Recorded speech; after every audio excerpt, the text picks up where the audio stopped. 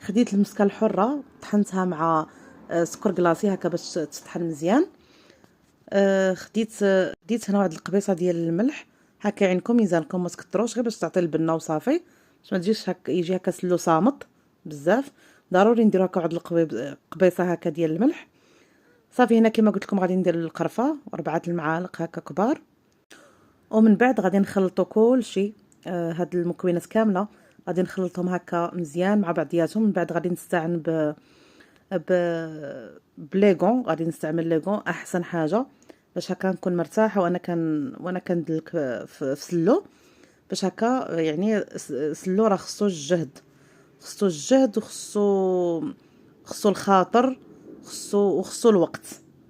الجهد والخاطر والوقت ضروري، الا ما كانش عندك هذا الشيء ما عندك والو، وراكي ما تقدريش ديريه. صافي هنا كنخلطو مزيان مزيان مزيان، خصو يتخلط مزيان والمكونات يدخلوا مع بعضياتهم. سيرتو انا ما طحنتش دوك المكونات اللي خصهم يخرجوا الزيت، ولكن بعدا استعنت بانهم ولاو شويه هكا معلكين وصافي. صافي هنايا درت سكر كلاصي، بقيت كنزيد عيني ميزاني وكندوق عيني ميزاني. هنا خديت هاد العسل هادي ديال الزمزامي، خديت غير واحد 100 غرام اولا 150 غرام هي اللي درتها. واخا الناس لو ملي كديري له العسل اولا الزبده كيتجمد، ولكن حاولت اني ما نكثرش، يعني درت غير واحد 100 غرام ولا. صافي وهاد الزيت هادي هي اللي غادي نجمع بها ان شاء الله سلو.